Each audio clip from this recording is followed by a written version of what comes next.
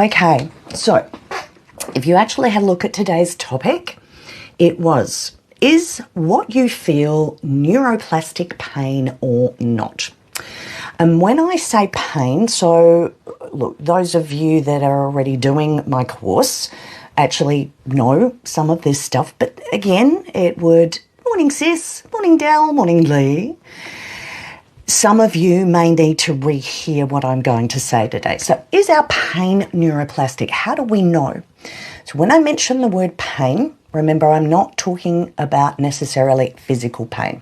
I could actually be talking about your stress, anxiety and depression. It's still pain. It's emotional pain. So it can either be physical or it can be emotional. So whenever I say that word pain, please make sure that you take everything put everything into that box. So how do we know?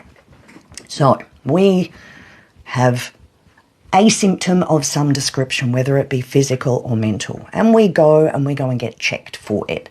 And I'm going to include gastrointestinal issues here as well, everyone, because I don't think we realize how much of what goes on in our gut is actually coming from what we're doing up here. Inadvertently, we don't know. Good morning, Grace. We actually half the time don't know we're doing this to ourselves. However, that's a fact of life. So we go and get these things checked out by medical professionals and your doctors. You go and have your scans and you go and have this test, you go have that test. Everything comes back. You are normal. Well, we know we're all not quite normal, but you know what I mean. I cannot find any tissue damage at all. I can't find anything wrong with your tummy. Can't find anything wrong with, they test the nerves. No, that's all good. So you're left sitting there going, oh, well, but why? I know I don't feel right. Some of us, unfortunately, it happens so slowly that you don't actually realize what has happened to you has become your new normal. It has become so much your new normal, you can't actually remember what you used to feel like.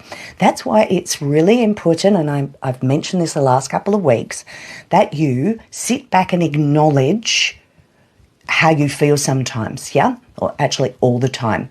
You get a feeling, acknowledge all the time. And it's amazing when you start to do that, all the epiphanies that start to pop out just all of a sudden. So that can be neuroplastic. So you've had everything checked, nothing's wrong. And as far as you're concerned, you know you haven't actually done anything to do any tissue damage, because pain and tissue damage rarely relate. They don't. You've seen or heard of people going into emergency with a hammer hanging out of their head, you know, and everything's fine. They're not panicked. Everyone's going, oh my God, doesn't that hurt? And they're going, no. It's because their brain perceived they weren't in danger. So remember, you can't remember this if you don't know this. Your brain is always weighing up, am I in danger or am I safe? Is it dangerous or is it safe? If it perceives that the situation that you're in is more dangerous than safe, it absolutely will bring in some sort of manifestation of something, whether it be that heart rate just all of a sudden speeding up when you feel absolutely fine. You're sitting there, you feel fine, heart rate's beating. What's going on? That's because you are in fight, fright and freeze. Yep. Good morning, April. Nice to have you on board.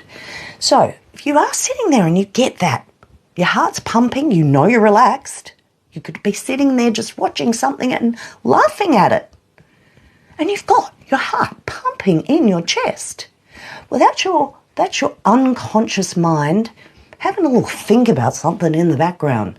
And it's actually your fight, fright and freeze reacting just all of a sudden at a thought your unconscious mind has had all of a sudden. So that's why if you don't stop in the moment, if you keep glossing over things, like I said last week, if you keep glossing over the feelings, you're never ever going to come to the bottom of what is going on.